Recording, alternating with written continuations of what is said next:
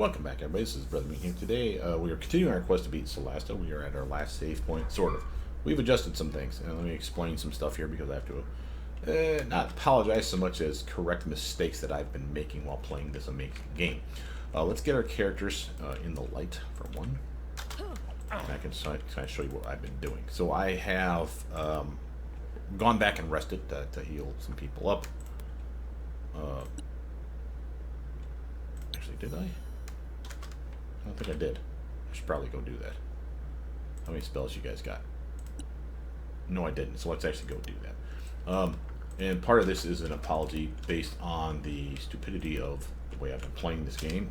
Someone's been pointing out mistakes that I'm making. Now, granted, it was all the way back in episode 3, but it's enough of a notice that I really should be addressing it again, starting these videos so people will catch it, because I see a lot of people don't watch past the first 10 minutes. Which is a shame on you, because you should watch all my content. But point is this. So we have a couple of points to address. One is that I've been forgetting routinely that my characters that are caster types have to have a spare hand free to cast their somatic components of the spells. For those of you who don't know, you have spells, and you'll see that these are blacked out with the exception of one, and we'll talk about why in a minute. But for like these ones here, they have what's called a somatic component. That is basically gesturing. Okay, so they have to gesture, twiddle with their little fingies or whatever, at least one hand has to cast the spell properly. And in many cases, it's a verbal component as well. Hence why silent spells are just game-breaking when it comes to screwing over caster types. But again, not anything we've had to worry about yet. Don't know that's in the game, but I don't know it's not in the game. So verbal and somatic, and then of course there's the third component that could be of importance called material components. Now material components usually, not always, are a spell focus. And we have things like a pouch, a bracer, necklace, belt, and it can be a divine focus for like a paladin or a cleric, so like a holy symbol, things of that nature. So she has one, it's a necklace. For these other characters, only he has one. It's a component pouch, which is where he's using this item here. Is actually his pouch, so it's always on his hand, so to speak. That allows him to not have to need material components for most of his spells. More on that in a minute. But these two characters don't have component pouches, so they don't have that spell focus ability. Again, whether it's a pouch, a belt, bracers, whatever, we just never bought it for them yet. This is my mistake. I knew we were going to do it. I knew they were going to need it. And it's annoying that they have spells that they can't use simply because they require that material component. Now, before we go further, let me explain material component in another way. So let's go to the menu. And I want to go to settings, and I want to go to spell components here under game. See this? This is something that I have specifically said I wanted. So a lot of this falls to me for being stupid. Let me explain. Verbal components. I could shut them off, where anyone can cast spells, whether they need to speak or not. The verbal component's just removed. They don't need it anymore. Sound spells will not work on them. They'll literally be able to cast willy-nilly, no problem. Somatic components, I could shut that off, where literally they don't have to gesture. This would be what you would want to do if you want to have a campaign, if you will, where your casters could, what we call a war cast, or combat casting is another term that I've heard. Basically allowing them to cast any of their spells with somatic components, gesturing, while he's still using a sword and board, or a two-handed weapon. Well, actually that's not true, because two-handed weapons work just fine with this. Point is, if both their hands are tied up with a weapon or something that they're holding, like a torch and a fucking dagger, then they would literally not be able to cast a lot of their spells, because a lot of their spells would have the somatic component. So I could shut that off. I choose not to. Notice also material components. There's 3 categories of this one. We can shut them off, have no components. Basically, everyone's like sorcerers. They have access to their spells. Spells are theirs. Period. Again, this is a solid option. Feel free to play that kind of character. Notice that we have basic. This one requires that they have, again, the spell focus or component pouch. We just talked about that a moment ago. Basically the same thing. Now, notice I'm on full. Full requires that if I have a spell that has a specific component to it, and I have at least one, then I have to have that component with me. Now, some components get burnt up with the use of the spell. Some components are permanent, like you have it in your possession. You will need it for the casting of the spell, and you will never burn that component up. So don't lose it, don't sell it, It's yours for all time. You'll always have access to that spell. And I have one of those. So again, these settings are because I'm being selfish in that I want to play a true D&D type feel. So that's what true D&D would be like. Okay? So having said that, we've covered that part. Now let's show you some spells, for example. What was that? Pause it. Show you some spells, for example, that have different components associated with them. So if you hold Alt down on this one, you can see why she can cast it even though she has a weapon in the hand and a shield in the other hand. Because it only has a verbal component.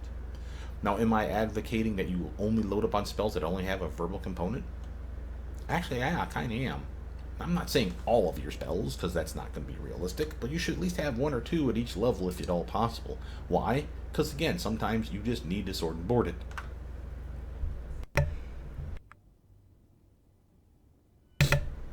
Sorry, I had to sneeze there. Point is, there's reasons when I play games where I literally know that this is a factor, where I will go out of my way to look for spells like this. Ones that again, a shield spell, something that can be just reactive. So again, not a material or a somatic or a verbal component, but it is another component of the spell. Like this one here is a bonus action. I will look for spells that are bonus actions. I will look for spells that are actions. I will look for spells that have concentration and don't. I'll have ones that have long durations and don't, and that will be a deciding factor. Okay, so this I'm trying to explain why we pick certain spells. Okay, and again, I'm not saying that I've picked the best ones, because clearly I've made some mistakes. I'll explain why here in a minute. Now, that one, again, verbal, I can use it at any time, assuming I can speak, right? These other ones here, again, you see you have missing spell components. In this case, it's somatic. See the S in red up there? That's the somatic.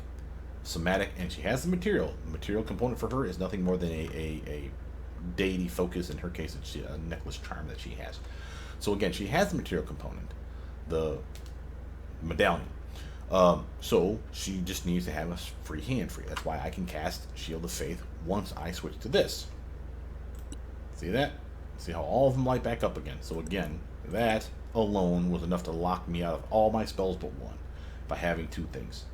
So I have material components for these, and none of these require anything fancier than, if they do require a material component, anything fancier than that fucking necklace that she has. And again, there's a variety of other things that we could have purchased for her that are not the necklace. She could have had a divine spell focus for like a cloak, or bracers, or a belt, or any number of other things. So literally a variety of ways to handle this. Now watch something else. And she has shield of faith, bless, cure wounds, protection versus evil and good. Now I want you to see that because I want to show you my wizard's spells.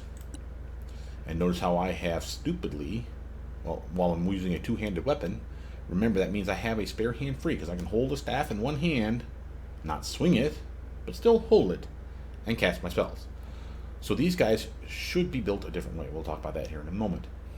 This character, perfect wizard type, has this typical staff to swing and terribly hit things because he sucks at swinging, but he could, and he has his awesome spells to back him up because that's really what he's banking on here, right? Now, we have a variety of spells. You notice how I have access to all of them, okay? Notice how I have these 2 here, Detect Magic and Identify. I was mistakenly thinking that because they're rituals that I needed to have them picked every day, and then I could cast them free as a ritual. You do not need to do this. This was another complaint from someone on the under one of my videos. And they're not complaining, they're just pointing out a mistake, and I don't want to make that mistake because I don't want you guys to make the mistake too, because I'm screwing myself out of spell slots then, or spell choices, I should say. Once I pick these spells, I can always cast them as a ritual, and I think I understand where my original mistake came from. Now watch this. Alt this spell. Notice how it has verbal somatic components. So again, I can speak, and again I can use my hand because I hold my staff with one hand, and I can use my other hand to cast a spell. I never had a problem casting this as a spell. This one here, verbal somatic material component, and notice the asterisk or star or the plus next to it, where we need not just a pouch, because I have the highest setting for material components needed, which again is D&D flavor. I require a pearl, which I have, which is why you see I can cast this spell. So again, it's not consumed with the spell, but I needed to have it. Well, before I got that pearl, this would not have been lit up like this. It would be more like her spells, where you see some are blacked or grayed out, however you want to call it. So, I think my problem earlier on was I saw this grayed out and said, oh, I didn't have that one selected. I did have this one selected, and it was grayed out. And I'm like, oh, I don't have it picked. Therefore, I can't cast it as a ritual, I assumed. No. Same with her. And her. And her. These guys, for sure, maybe her, but definitely these two, the Spellblade and the Paladin, have access to ritual spells. And as such, you would think, well, they could cast rituals too. They cannot. Rituals seem to be tied to just being a wizard, possibly a cleric. I don't know that off the top of my head. It should be a cleric and a wizard can cast ritual spells. And a cleric would have the same deal going for them, where they don't have to have it picked. They'd still be able to cast it as a ritual like you're seeing here. Again, still meeting the requirements. Again, if I don't have my pearl, this don't light up. I thought I could give her ritual spells and she would have access to a ritual slot over here. Sadly, she does not. Because again, why not give her a ritual spell, especially if it's something good like Detect Magic? That way the wizard doesn't have to slot it. Well, it turns out I don't have to slot it. And here's how I can prove that to you. So, with all that mess, abort that. With all that mess, let's rest, get our spells back, and I'll tell you how to do it properly this time. Long rest. I'm going to make a potion here. I've done this before. Make my potion. There we go. Nice. Actually, cancel that. I want to do inventory, crafting. All right. Back to you because you're awesome. What can you make? Not that, not that. You can make a scroll match missile pass. Let's make another one of these. Start crafting that thing if you would. Close that up. All right, now let's rest that up. Start a long rest. Now, this is the important part. I mean, we're getting all our stuff back. Everyone's healed, blah, blah, blah, blah. But, prepare spells. Let's reset everything. Be real clear on this here. This is all the spells she can pick. Notice the domain spells she always has access to. So I don't need to pick protection versus evil and good. They don't even give you it as an option. Same with shield, same with aid, same with lesser restoration. These are my domain spells, and again, they're always there. Notice, and this is where I don't like this part. This is where I get confused. Probably you guys did too, especially with me telling you wrong information. Notice how this says it's a ritual spell. Can be cast without expending a spell slot, provided you spend 10 minutes to cast it. She can't do that. She does not have ritual casting ability. So by picking this, this is a mistake. Okay? This will not do us any good. She can cast this as a spell, burning a spell slot. There's nothing wrong with that. I'm just saying that this will not allow her to cast the ritual like you think. And that's a bummer. So don't bother. I mean, you can pick the spell if you know you're going to use a spell slot for it. I mean, there's nothing wrong with that still. But as far as the ritual component of it, it doesn't do her a damn bit of good.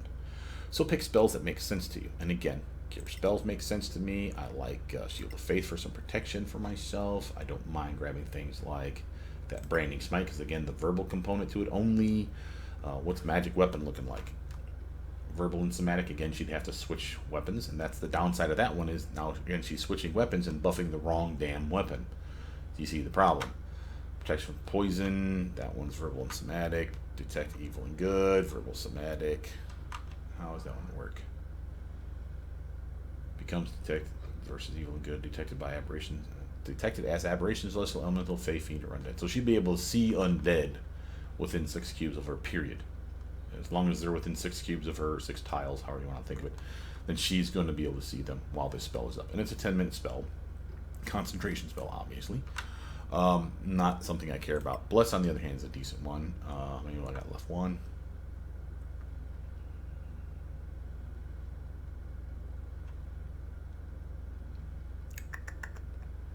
I don't want that one.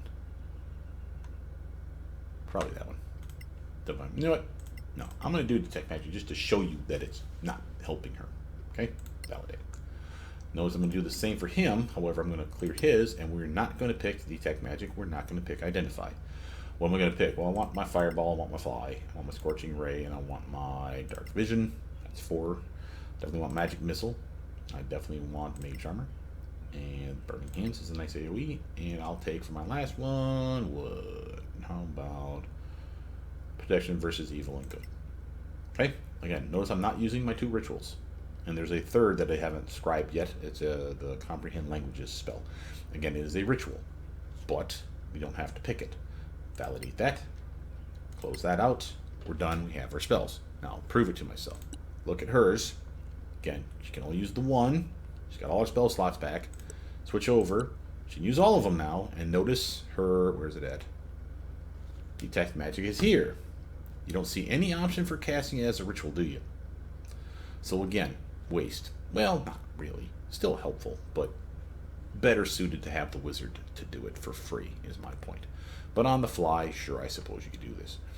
So, we're back to being where we wanted to be. Now let's look at my wizard. Notice my rituals, they're still there. Okay? Sorry for the information being wrong.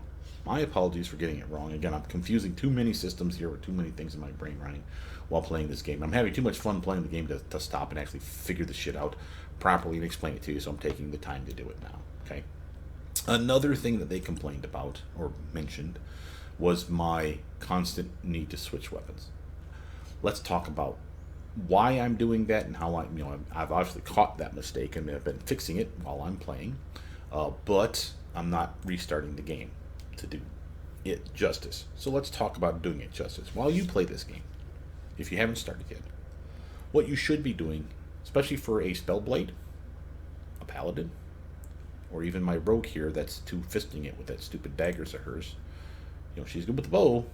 She switches those double daggers, and now she has that same problem for casting spells. She has those ones until she gets the material component pouch. She doesn't have those. She switches to this, and now she's boned. Why? Because she has a dagger. Obviously, I like the dagger. She gets into attacks with those daggers, and she's really fucking good at it. So again, I don't mind switching to a bow, shooting with my spell, shooting with the bow later next turn, switching back to dagger, and stabbing them at least once. You can do that in a combat round. You can shoot with the bow, switch weapons, run up to a motherfucker, stab him once, in all the same combat round as this type of rogue. That's fine. What you can't do is you can't shoot with the bow and then cast a spell. You can cast a spell, but you can't shoot the bow at the same time. Okay, so that's not something that's going to happen. It's possible. Let's see here. How do I set this up? It's possible.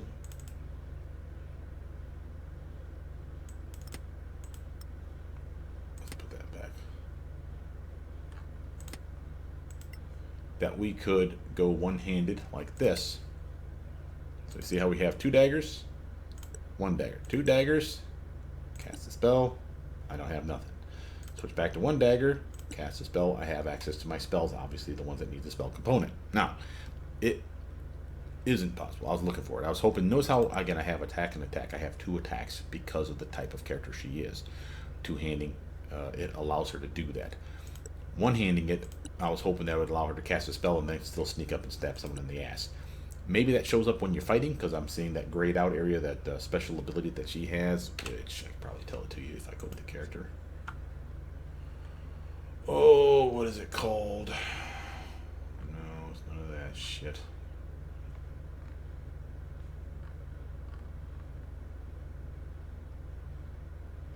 Cunning Action. There it is. You can take a bonus action on each of your turns in combat. This action can be used only to take the dash, disengage, or hide action. That's not it. Nope. Roll 2's roll skills, smithing expertise, sneak attack, cunning action. Nope. Okay. So it really is because she's two-fisting it that she's allowed an attack and another attack. Okay? That makes sense. Again, it does make sense. She's two-weapon wielding. So on this one, you'd really probably want to go back to your damn torch. Like so that you really can have a light source if you needed it. Right? So if I need to pinch hit and basically cast a spell, I switch to the bow. Then I switch back to that, and I'd be fine. Having said that, how would I make these two characters, the Spellblade and the Paladin, more viable? Well, if you remember when I built the characters originally, I wanted a shield wall, in my words. Literally, this character has a fighting style, and now this one does too, where both of them with a shield, which they both have, see that? And hers is right there, while the shield is equipped. And they're standing adjacent to an ally, which basically means that they're touching them in one of the squares. So literally, like, there's 9 squares. If they're in the center, any of the other 8 squares around them, they are within range. If a bad guy's attacking them, whether it's a ranged attack or a melee attack, as long as the other person defending them sees it, they will burn their reaction or give a choice to burn their reaction to shield them. What does that do? It provides disadvantage to the attacker. The attacker will roll now twice, and if they fail on one of those rolls, they will miss. That's nice. That's protection. I liked that. I still like that. It makes these two extremely tough frontliners. But it screws me out of casting spells, as we've seen. So what would be a better way than Brother Mutant? Okay, let's talk about that. When I picked their fighting styles, that defending style, I'm like, well, there's sword and board. It's a paladin. It's a fucking staple of a paladin, man. They fucking fight undead. They lay on hands. They turn undead. They help their team. They can cast crappily. So they're like a pocket cleric, but not that good. And that's basically what they are. They're a fighter who clerics a little bit, right? Same with my Spellblade here. He's a fighter who wizards every once in a while. Now, having said that, I want to be more effective. Perhaps, let's say I would want to redo this build. How would I do it? For these two, instead of that shield defending fighting style that they picked up, the one that allows them, I think it's called protection or something like that, it's not the one that gives them a +1 to armor class. Let's be real clear on that, because that's lame sauce. I mean, yeah, it's protection, but it's +1 to fucking armor class. Unless that gets somehow better, that's garbage. I have spells that can give me +2. Why would I care about a +1? But there were some other ones in there that were of value. Let's talk about those two. The two that I'm thinking of is the one that's either two-handed weapon wielding or greater weapon wielding, something like that, where literally they could use like a great sword where you use two hands, kind of like my staff as a wizard. They use two hands to swing, and it allows them to potentially get extra damage. The way that fighting style works is, again, I'm spitballing here for awful memory, guys, so apologize if I get this slightly wrong, but they swing, they roll for damage. If they roll a 1 or a 2 on any of their damage rolls, they are allowed to re-roll again, and they have to take that second roll. Now, so let's think about this. If you rolled a 1, you could roll a 1 again and nothing would happen. You could roll a 1 and then roll, let's say, a 6. You could see the appeal. You just went up in a lot of your damage. You could roll a 2 and roll a 1. You can see the problem. So again, it's not ideal, but 9 times out of 10, that's probably a terrible average, but a decent smattering of time, more often than not, you will do the same or more damage than what you would have rolled. So you can see how the greater weapon wielding would be a viable option. Yes, you don't get to wear a sword and board, you don't get the extra shield protection, but you have spells to counter that problem. So again, I can cast, for example, on the Paladin, Shield of Faith. That gives me 2 back. That's good enough. So again, it goes from 16 when I take it off, like this. Let's say this was a two-handed weapon, like a great sword. I could cast Shield of Faith on her, concentration spell. She goes right back up to 18, and now she's doing more damage. Why would this not have been a good idea, Brother Mutant? You see my mistake. But again, I'm doing shit on the fly, not paying attention really, because I'm just super jazzed. So this is my fault, not yours. Now, let's talk about how we could have done it different for him, or her, the other character, the fighter. Again, I said there's 2 options. And first, let's go back to that other option we just talked about, the greater weapon fighting or the two-handed weapon fighting, or whatever it's called. Again, that works very similar to the wizard with his staff. Yes, it's a two-handed weapon, but again, I can hold it with one hand, cast with the other. Right? I'm not swinging with the weapon and casting at the same damn time, just so we're clear on this. So again, the same applies then for her with her great sword, for example. Now, let's talk about her. How else could I go? Instead of doing the greater 2 weapon, maybe I don't want a greater 2 weapon. Maybe I want to have a longsword or perhaps a rapier or whatever, because maybe I know there's a good one in the game. Or for whatever fucking reason, I just decide a longsword is the way to go. Now, how else, what other fighting style could I have picked that would still allow me to wield a weapon and at the same round, or have the same choice of attacking with my weapon or casting the spell without me having to switch, right? So what else could I have picked? Well, there's another one in there, and it's called, I want to say, Duelist or Dueling or something that has to do with dueling with your weapon. And it even says in the pop-up tooltip for it, you must have your other hand free. So you have your hand free. That's somatic gestures. That allows you to cast spells. Now, you're not sword and boarding it, because again, you'd have to have your hand free. But what does the dueling fighting style give you? Also, more damage. So you can see the appeal here. So if you wanted to go for a blaster caster, Eldritch Knight, Paladin, badass build, either have the Paladin pick, and I think the Paladin has access to dueling as well, but I don't know that off the top of my head, but have them pick either that greater weapon fighting or dueling. And you do the same with the fighter. Either or, your choice. Keep to that weapon, whatever weapon that may be, and keep your other hand free, whatever that may mean. Whether it's, I'm using a great sword and then I'm pitch hitting where I'm like holding the great sword in one hand and casting my spell with the other, and then I go back to clutching up on that great sword. Or if I'm doing the dueling where I'm like using my rapier, let's say, and I'm just attacking, and then I change my mind. Well, time for a spell. Well, I don't have to switch off. I just cast spell, and I'm back on the next round. I don't have to switch or nothing. I go back to attacking. And again, is that a big deal? Not really, compared to what I'm doing. There is reasons to like those two styles, though. The obvious being the extra damage. So we already talked about what happens with the great weapon, right? The two-handed wielding weapons. Again, the rolling over of the ones and the twos. And again, being forced to take the second roll. What happens with dueling? Well, dueling is just a flat damage buff, if I remember correctly. It's just a +2 to your damage for all your melee attacks. Which, fuck yeah, who doesn't like that? So think about what I just said there. You roll a dagger. Let's say it does 1d4 damage. And now because you're a dueling bastard with that dagger, you're rolling 1d4 +2 damage. So minimum is 3, now maximum 6. You're doing equivalent to or better than a goddamn longsword with a dagger, because you're a dueling son of a bitch. Again, solid choice. You still have to have that spare hand free. And again, there's nothing stopping you from wielding, say, a rapier. Grab that rapier. It does good damage. And again, you could duel with it, so dueling with it, and therefore do an extra 2 points of damage per smack. You can see the appeal here, and you still have that spare hand free. This would feel like a Magus build if you did it that way, in my opinion. It's not quite the same as a Magus, because the Magus has, of course, cast it through their weapon, but you get the same idea. I keep going for the same themes that I got from Pathfinder Kingmaker. So again, I wanted to show you that shit. That would be ways to solve your problems. Alright, let's get back to the game. Sorry that took so long. I'm happy to freaking correct myself at any time. Feel free to point out when I'm wrong. Try not to be a dick about it, but again, you don't have to. I'm not usually nice to people, so you can go ahead and be a jackass if you want. Point is, I'm trying my best to give you good information. I'm not trying to screw you guys over. Please make sure to test out shit before, Brother Mutant said, yeah, Brother Mutant is routinely wrong, man. So be careful, okay? So that's ground floor entrance. I want to say this is where we were at before. Yeah, right here. I want you guys to go right here. That tab. Follow my peeps. One of them's got to go the long way because he's a chicken shit, can't climb up and down the freaking walls like everybody else is. That's my wizard. So the one that's off camera right now. There he is. He'll get there. He's just got to work his way around the long way. Come on, Pokey. Waiting on you now.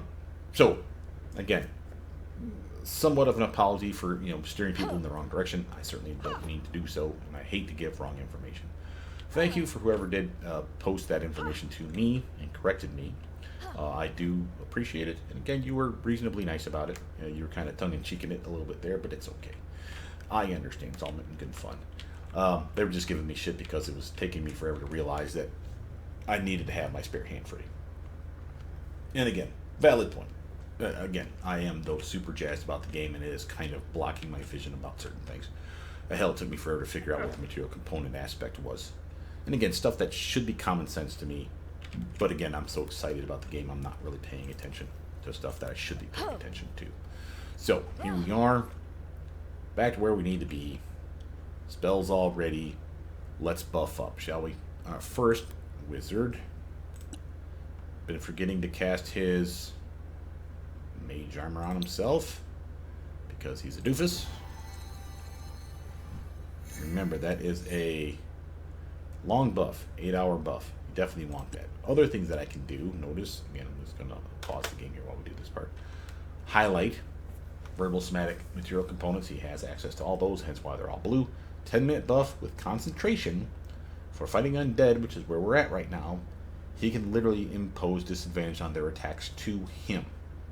That's huge. That is a good spell. Now make sure we're real clear on this. You don't want to cast another concentration spell. Do I have any? Nope. Nope. That one, which is the one we're talking about. This is not even a concentration spell. No. Dark Vision needs a concentration spell. As a matter of fact, I should probably cast it on myself so I don't need the light source. Here's a concentration spell. Fly. Okay, so don't use fly while using this. Let's actually cast. Do I care? You know what? I do care because it is an 8-hour buff. And he is the only one on the party that's not from a race that has access to dark vision. So giving him dark vision is pretty fucking cool. Again, up here, see normally in dim light and in natural darkness as if in dim light. So again, he'll be at a penalty a little, but not bad. And just about everything you fight in this damn game seems to have this, not counting, of course, people. So it's nice that he gets it now with a spell. Now I'm also going to cast this spell on himself.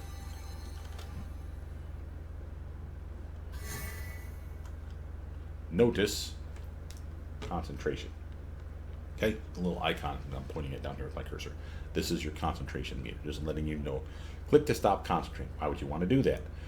Maybe you want to shut the spell off, but there's no reason to here. You might as well just let it burn out for the full time because it's not hurting you to have it up.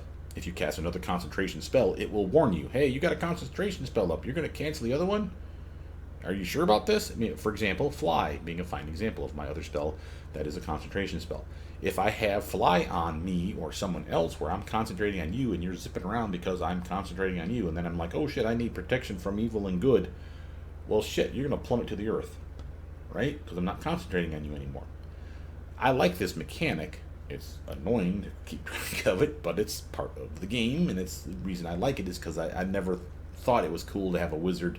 There's a meme, we'll put it that way, on line right now, and a YouTube channel actually did it fucking justice, where they had what it's like to be a wizard once you get to like level 9 spells, and they literally had a guy was like spotting someone across the fucking way, like his opponent, and he's like, oh, they're not there, they don't notice me yet, oh, let me prepare, and he cast like a shit ton of fucking spells on himself to buff up some more, and he was just getting like ridiculous with his chance, because that's what you do as a wizard.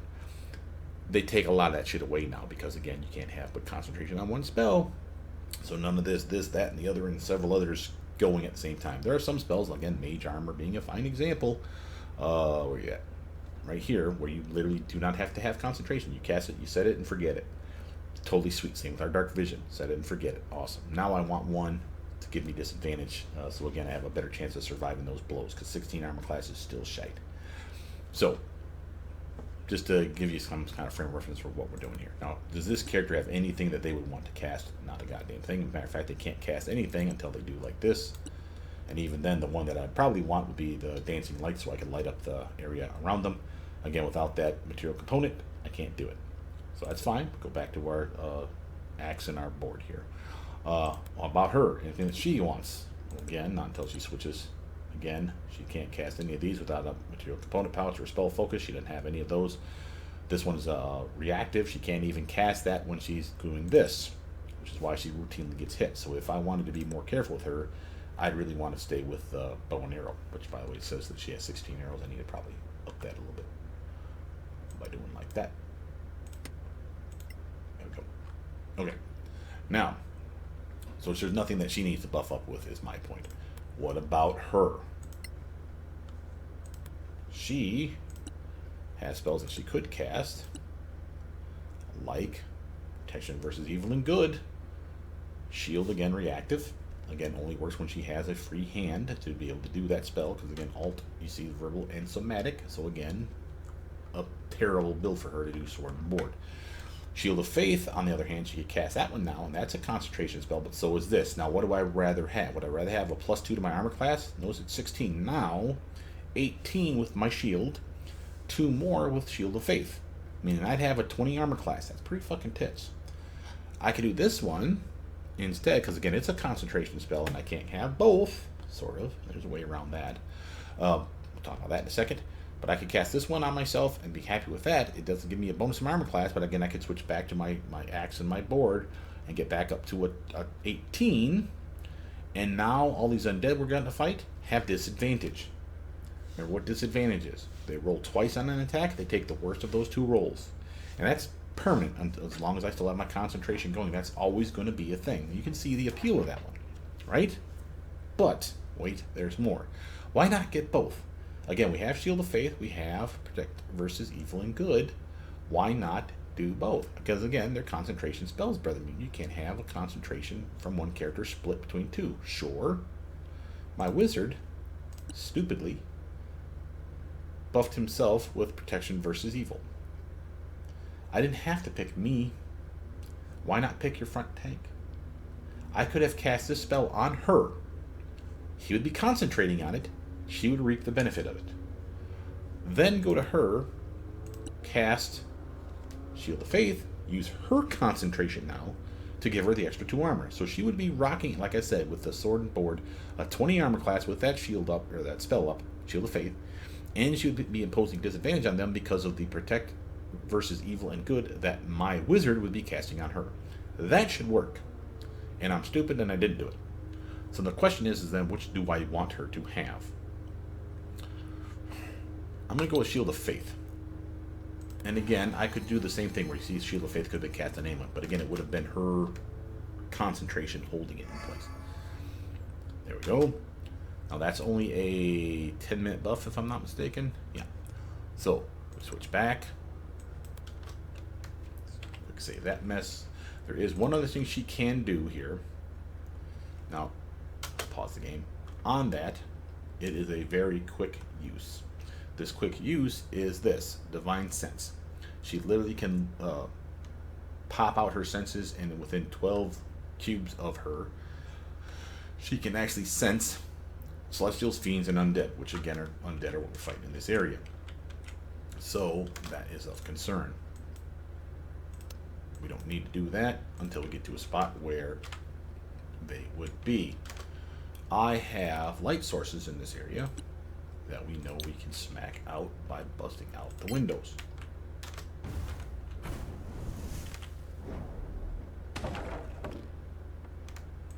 See that? And then we go hop, so to speak. Oops. Get here. We hop, so to speak, from window to window. Come on. Careful that we don't get underneath shit that could actually fuck us up. Remember, these things can fall on us. Now, notice last time, well, let's actually shoot out one more. Last time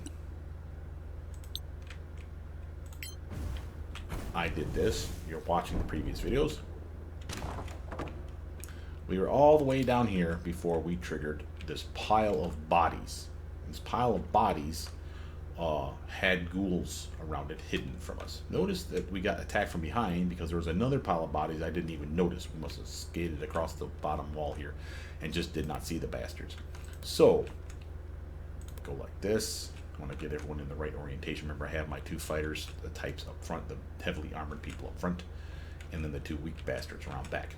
Again, with her ability to divine sense things,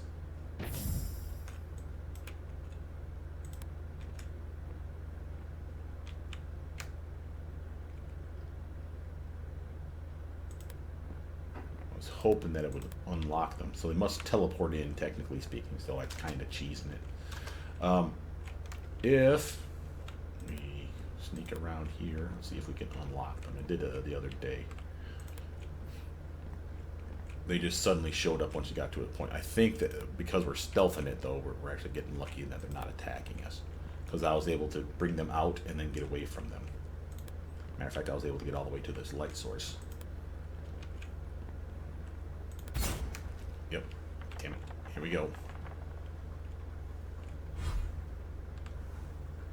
Okay. But I have a ghoul, a ghast, and another ghoul. So we got 4 targets here. And then behind us, ghoul and another goddamn ghast. This was the things that were sitting over here by this pile, which straight up boned me by getting basically pinched between them. Now notice, I am still on my bow with my rogue. I can shoot with my bow and then switch weapons and then run up and stab somebody if I so choose. I could cast a spell, say Chill Touch. Let's use it on that ghast.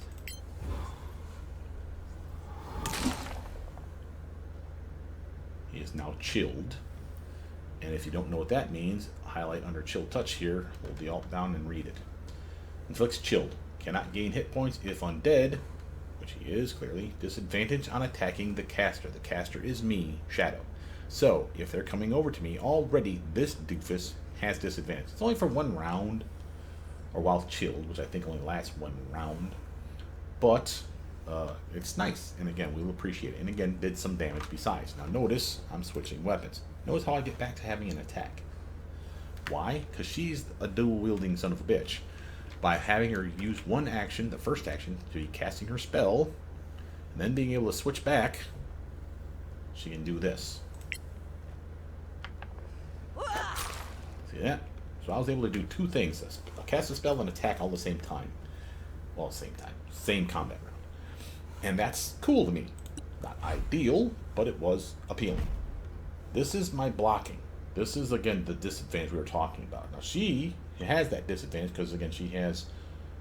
or no, she does not. My wizard does. Because they have that spell, Protect versus Evil and Good. And these guys are definitely evil. But she can provide this same effect, that disadvantage, once per round while she has her shield up, which she currently does, and anyone that's of her team is being attacked that's around her. Doesn't work on herself, but she can work for basically helping anyone else out. So again, she's probably protecting the fighter. Because here's the fighter. This guy's attacking somebody. This is my paladin. She's not close enough to protect the rogue. So this must be attacking the fighter. So we can either pass and save our reaction if we so choose, or provide that disadvantage. I want to provide disadvantage because I'm hoping they'll miss because of it. And in this case, they did. Very nice. Keeping him alive. Notice, they're going to attack somebody. Now the question is, who? Ghoul is attacking Shadow. Her. This is a character that did not have disadvantage protection. She doesn't have Protect versus Evil or Good on her. She did not hit this target with her Chill Touch. So again, they're going to get a full normal attack. So again, by him now, or her, excuse me, the fighter, blocking her, because she has a shield and has that same fighting style, she's providing disadvantage for this one attack against Shadow. Block. Watch the 2 rolls. 13 or 9. 9 was enough to miss. 13 probably would have hit her. Because 13 and 5 would have been 18, and she doesn't have an 18 on the class. That one straight up missed, because he just sucks. This one's got disadvantage.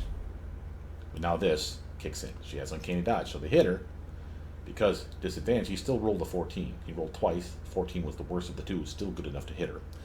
Now she can actually use her reaction to half the damage. And why wouldn't you? So again, you can see how tough she already is with the teammates helping her out. Yep. Now, watch that. No disadvantage on that attack, right? Just a normal roll. 11 plus 6. Okay? So 17. What's her armor class? Fucking 20. Even if I switch to a one-handed weapon right now with that shield going, because she has that concentration still going up, she's got an 18 armor class, that still would have missed her. So again, she's doing good. 20 is clearly better than 18, but if I wanted a good damage build, I probably would go back and redo my Paladin, and that Paladin would probably be a great weapon or two-handed weapon-wielding son of a bitch. Have that fighting style. And just have her wreak unholy havoc with a great sword. And you'd have fun with it. I totally would have fun with it. I do like the disadvantage that I can imply with my blocking of the shield. I think it's kind of cool, but it's not optimal, which is what people are complaining about. Let's wail on something. Let us wail on this ghast. No matter of fact, let's do something else. Use power. Turn the undead. Proceed. Fuck off, bastards. A couple of them got turned. And you'll see it here. No, it's chilled. There it is. Turned. That one. And that was the ghast. And the other ghast. Ooh, very nice. So it didn't do shit against the ghouls, and that's okay, because we're going to kill them here in a minute. Now she can cast spell. Notice how she has access to this one. Alt to take a look at it. But as a bonus action for 1 minute, with concentration, which would cause her to lose her +2 armor, her Shield of Faith, remember? She could have this, where her next hit in the next minute, I don't think it works for every minute or for every attack in that minute. I think it's the very next attack. She can do what's called a branding smite and add damage to her attack. But we're not going to do that, so let's just have her in her turn. Now, Wizard's turn. He has protection versus evil and good. on, and as such, any of these bastards try to sweep him will automatically have disadvantage. So I don't need to be shielded by these two people. But I also don't want to be near some of these bastards as well. So what we got? We got a ghoul, we got another ghoul, and we got a ghast. I can cast a spell called Burning Hands and probably get 3 of them. Look at that. Now, I'm going to abort that, and here's why. Casting a spell. See how the plus is there? We can upcast this. We've talked about this before. And again, I could do Fireball, but these guys are too close together at this point. But I can get 3, and I'm cool with 3. Now, what would the damage be if it's normal? Let's just alt the spell itself. See this? 3d6 of damage. Save for half damage. Notice how it is on the war list, and we are a specific type of wizard, and as such, we get to cast it higher already. So we're actually casting this as if it were a spell slot level 2. See the plus? I can make that technically a level 2 spell, but be treated like a level 3 spell. Hell, I can cast a level 3 spell version of it right now, and it will be treated like a level 4 spell. What would that do? Per spell, right at the bottom there, it says at higher levels, per spell slot over 1, level 1, it's another die of damage. So I got 3d6. Level 2 would be 4d6, 5d6, and because I'm the shock arcanist, that 4d6 could go into 5d6. So I could really fucking hammer it home now. So if I really wanted to push it, I'd hit level 3 version of it and just melt their faces off. Careful, of course, not to hurt my character because she would get singed by that shit. So I would do it like that. Okay, and that would really hit those guys hard, shall we? Let's try it. Bam, in your face. Ooh, hot, hot. 1, 2, 3, 4, 5, 6d6 of damage is what we just unleashed there 3 times. Bam, bam, bam. And again, didn't kill anybody, but holy hell did it do some damage. We hit him with 23, 23, and 23. Same number every time? That's a little weird. I wonder if that's an automatic. Yeah, it has to be, right? They all get the same damage. Okay, fair enough. And again, they all failed, so they all got hit for full damage, which was really, really nice for us. And then from there, cast spells. Anything in here that I can light up? There is, but it's on the other side of that wall, isn't it? Yep. Can't light up those things, and I can't light up these things, no matter how hard I try.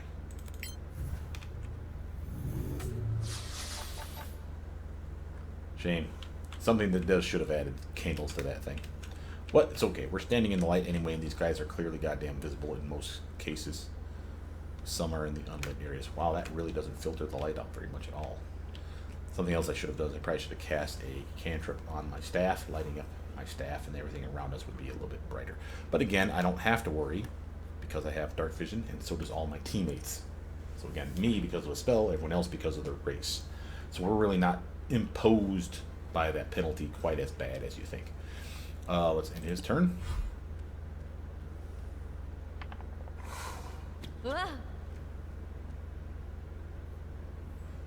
Swing and miss, 15, and again she's got more than enough armor for that. She's rocking an 18 by herself, actually. And again, no spells buffing her. We could have cast spells on her, but again, would have required concentration from somebody. But we could have had her be the tank. Hell, she's got the HP for it. She's got 49 versus our Paladin, who's the next best. Oh, Paladin's better at 54. What the hell?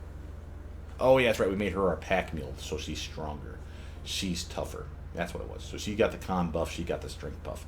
That's why she's higher. But still, either of them would have made a solid take, and again, we were right where we needed to be anyway. So she's ready to attack. And what is she going to attack? We got a ghoul here, but we also have ghouls here, ghast there, and then some weak bastards here. She can move here and not get attacks of opportunity as a result of that. I say we wail on said ghoul right here. It's almost dead. Yeah, that's my girl. And we got another attack still. Swing at that one. Oh, that's 2. Crushing it.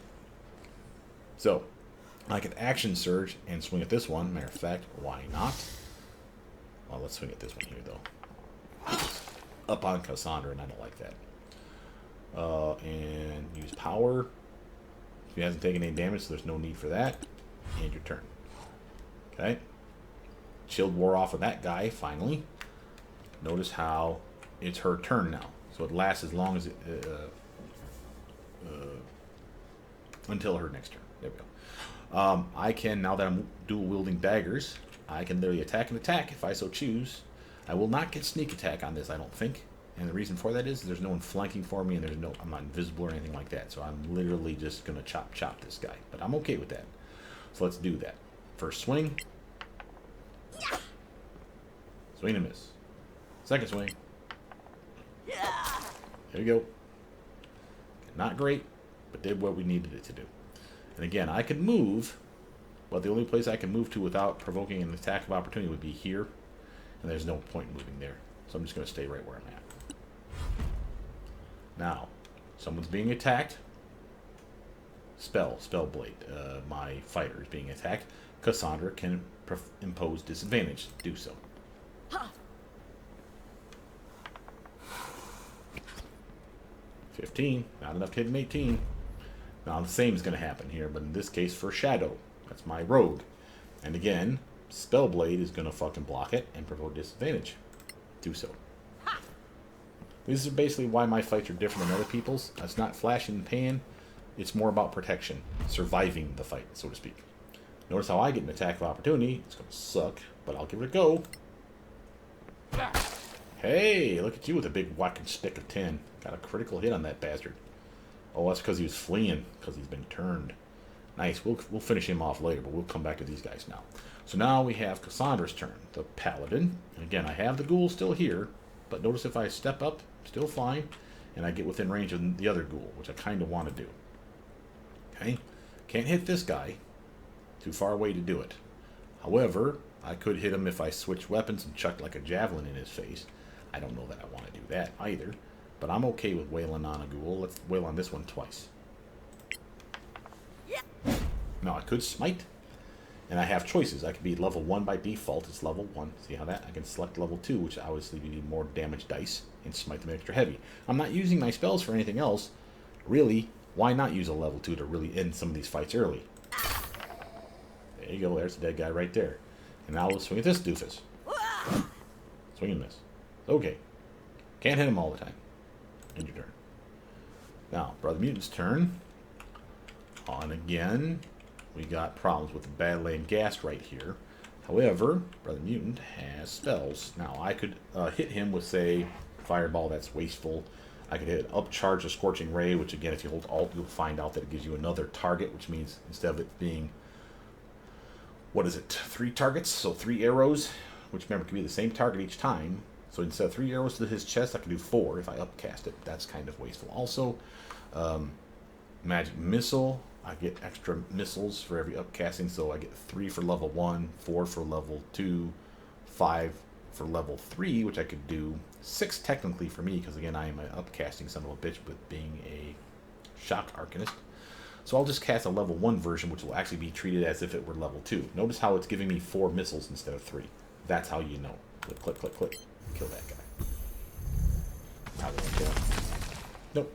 But did some serious damage. And again, we're cool with that. End your turn. His turn. Now I'm going to take the attack on me. And the reason for this here is I want to make sure to get him before he starts to flee. Because he might do that. Actually, he won't do that. He's not turned. The other guy was turned and now he's not anymore. I still want to kill him. So how do I do that? I need to step over here and do that. Notice how if I do that, see how this guy lights up in red? Because he's going to attack me for getting out of his zone of influence. So I'm going to be attacked with an attack of opportunity. And I don't have any protection other than my armor. However, I have her. It's her turn. I think she'll get a chance to block it. Let's find out. Yep. Disadvantage. Swing and a miss. And a pretty close miss at that. Fuck him up. And now we have a dead gas. Now I can just easily swing back here and swing at this one. Very nicely done. So it all comes together if you're playing right. I've just been in too much of a hurry to do it the proper way. This is my fault. It's not your guys' fault. I've just been too excited about this game. So, let's do some serious fun now. I could, Cunning Action, disengage from this bastard. Why might I do that? Well, let's give an example of something here. This is not ideal. I should literally just attack, because I'll be with these 2 guys on top of him. I'm going to get sneak attack damage. So why would I disengage? Well, maybe I want to get some distance. Maybe I've been wounded. I'm not. But maybe I'm so low in health that, oh my god, I'm going to die with the meagerest of love taps. Well, again, being a rogue with this nice bonus action that we have, we can disengage. We can go, say, here. Okay? Now, I can literally switch weapons and either shoot him or I can cast a spell. Maybe I want to hit him with Chill Touch. Solid damage, and he's chilled. That was a solid hit, matter of fact. Look at 2 dice now. Yeah, Chill Touch. So again, he has disadvantage on her. So if he tried to come over into her and try to swing again, he would automatically be at disadvantage. Mutant's going to attack. Can't hit him all the time, Brother Mutant. It's okay. He had a pretty good swing, though. He's only got a +2 to swing because his strength is -1. He's got a 9 for strength. Anyway, what we at to now? Paladin's turn. Paladin's probably going to want to finish off, say, some of this gas because he's a jackass, right? But we have this ghoul here that's already half down. We could probably finish it off in this turn, and then we're really only fighting one more guy. So let's do that. Double attack on this dude. 1. I'm not even going to use a smite. Just hit it. Do it again. Nope, not enough. End your turn. Brother Mutant's turn. Get over here. Remember, he has disadvantage already for their attacks against him because of his protect versus evil. And good. Another good mechanic, by the way, that they've added to this game. I appreciate that. Casting spells. Again, I could magic missile him. We have the chance to take a knee at any time before progressing further, presumably. If we finish this fight, we get into a cutscene, we might be fucked. But let's assume we don't. Let's just burn this bastard down. You are now dead. Thank you, Brother Mutant. Now, I'm going to go here, surround this prick.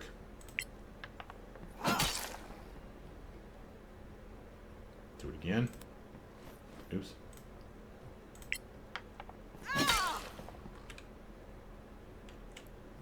End your turn. Now, her turn. I don't want to shoot this target because I don't think I get sneak attack damage this way. I think you need a melee for sneak attack damage. I suppose we could test it. Let's find out. Shoot him. Oh, we did get sneak attack. Or did we? Didn't say sneak attack. Oh, it does. Performs a sneak attack. Okay, so we got sneak attack damage on him, and we got 11 dice on that. Jesus Christ. 3d6 sneak attack damage. Very nice. Now we switch weapons. And notice how you see we have attack back. Run back up and stab it. It won't be sneak attack at that point because he's aware of your presence because you already stabbed him once. So that's the thing. It's okay. Missed on a 19, and he would have hit if we didn't have all that fucking armor, the shield and the Shield of Faith spell going. So literally, that is what saved her on that strike right there. Because he moved, or she moved. She should have been standing there. I misclicked and hit the tile behind her. So now, we're going to hit this guy. Nope, try again. And we are going to up smite it for epic damage to kill it. Easy peasy, pumpkin squeezy. Like I said, if I'm doing what I should be doing, this shouldn't be this difficult. And again, I'm not even on a hard difficulty, so don't use that as your metric. On a harder difficulty, this would be really, really... I don't want to say you'd have to min-max to have fun on the hardest difficulty in this game, but if you're not very familiar with the mechanics of this game, it's very hard to play on the hardest difficulty. The bad guys get inflated so much. Ooh, we got loot. Let's grab crafting leather armor of survival and a gold locket. Sounds good to me. What else do we have? We have this. We got crafting breastplate of deflection, crafting ghouls caress, crafting 5 ghouls caress poison arrows, 5 ghouls caress poison bolts. Oh my, got all kinds of shit to research. Where's our alt button to light stuff up? We got stuff up there too. Okay, nothing else on that slide. We got stuff up here. So if we do a quick save, no, we can't save now. Okay, probably because we're climbing. Alright, now we can. We got loot. Let's do a quick cautious check here. Just make sure we're not doing something stupid. Alright. Sorry about the ranting and raving, guys. Don't mean to get on you guys about this stuff. And again, I do not mind people saying that I'm doing stuff wrong, especially when I am doing stuff wrong. I want to give you the most accurate information possible when playing these games. So, I do appreciate it. We are... I think there's stuff on the other side of here. Or did we already do that side already? Let me look at the map. Yeah, we were already over there, right? Yeah, we've already emptied that stuff out. So, the next location is... Yeah, over...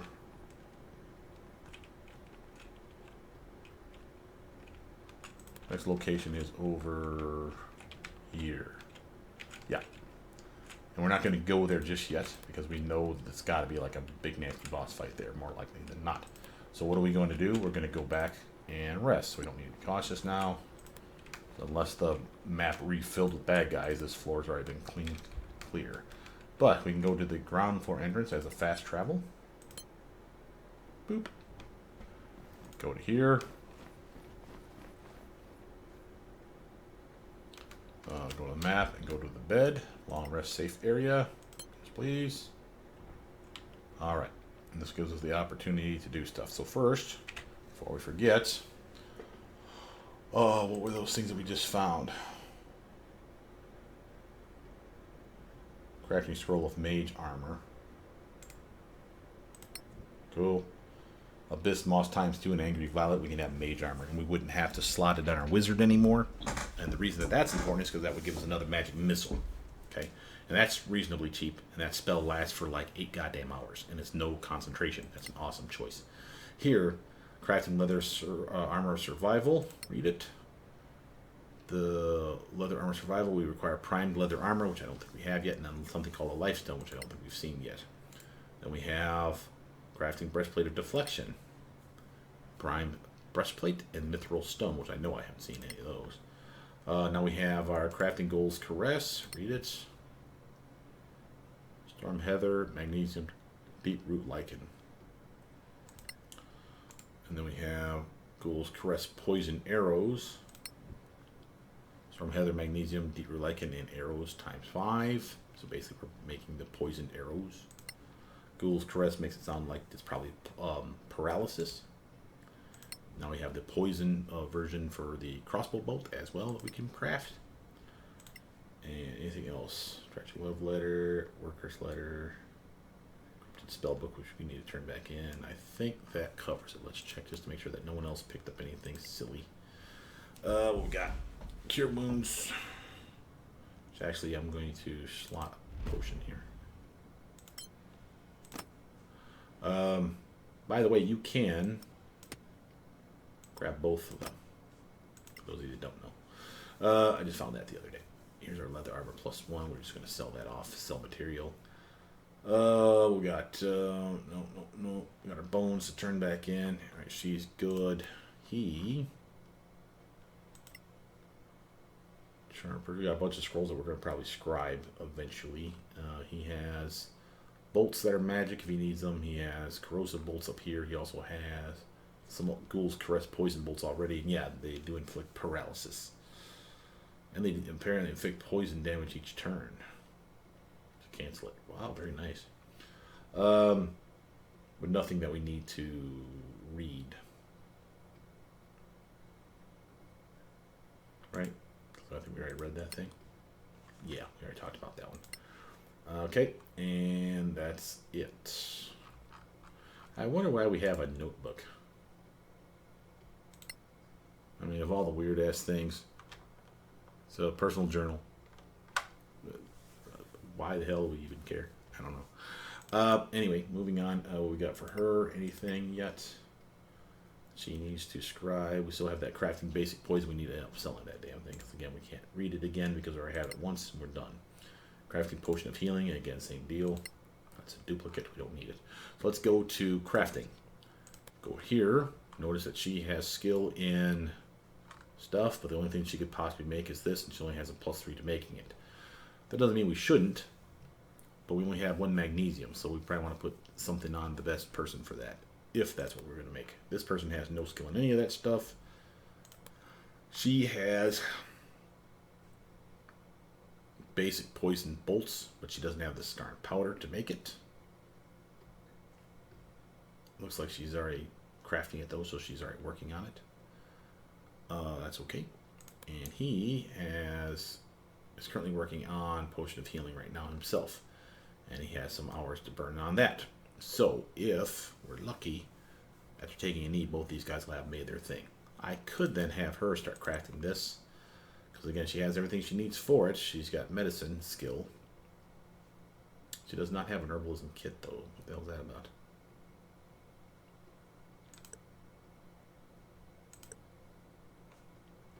Someone does. So I wonder if that just means that she shares it with someone else. That's weird. Probably not though, because he's using the herbalism kit. So yeah, I probably won't have her do this at all. So let's actually get out of there and just close this down and take our knee. Yep. 16 hours of long rest. Tired ass people. Alright, start a long rest. Okay, prepare spells. Again, now I don't need Detect Magic from her, as I've demonstrated, so I can take that off the list and give you something else. Now, what might we want? Again, Magic Weapon would be a terrible idea for her, because she would have to switch weapons to sword and board it, and to go from swording and boarding to a one-handed weapon, solo, cast a spell, which would be cast on that one-handed weapon, and now we're stuck with that being our magic weapon. And she already has a magic weapon, so there's no real need for that one. Protection from poison. How long does this one last?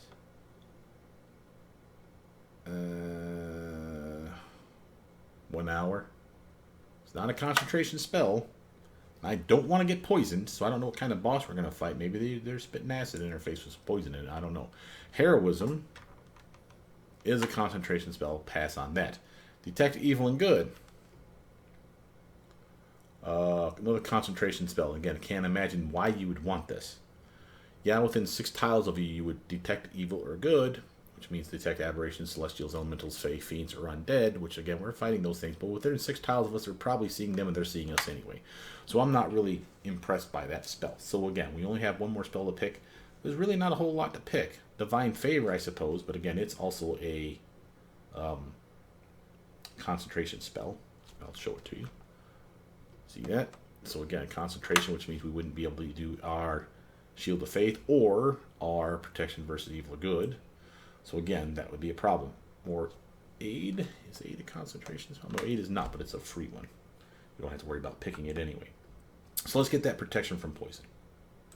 Seems like a solid choice. How about for my wizard? Let's reset and really pick important things this time. We're fighting clearly undead. Protection versus evil and good, disadvantage. I love that idea. Matter of fact, multiple spell slots is great. If it weren't for the fact that it's a concentration spell, I could cast this on multiple teammates. I can only cast it on one. Myself, probably, but doesn't have to be. Remember, I can use it to buff her up. She can give herself Shield of Faith. I can give her Protect versus Evil and Good, and I believe that should work. She'd be ridiculously protected and extremely tanky at that point. I'm going to take Dark Vision, as we said. Scorching Ray. Fireball. Burning Hands. You see I'm working on a theme for some straight up damage here. Magic Missile is a solid choice. Mage Armor for myself. And I might not even need that. I may have that in the scroll form. So that's kind of wasteful, but we'll give it a go because I need something. And last thing to grab. I mean, honestly, there's no right answer here. I don't need anything else that I'm aware of. Thunder Wave, I suppose, just to have the option. Validate. Close. Arrested. Let's do a quick save on that. Let us practice straight fast travel. There you go. Whoop. Okay, magic.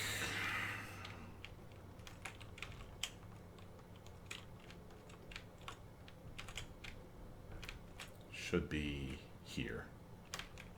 Let's go there.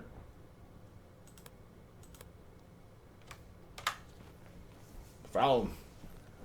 There goes the wizard. Trained well. He may not be the best climber, but you know what? He knows enough to know where stairs are at. You dumbasses. Alright. So again, here's our next area. Clearly see it. Most impressive. I'm going to stand over here, though, so we're not doing anything stupid. Come on, buddy.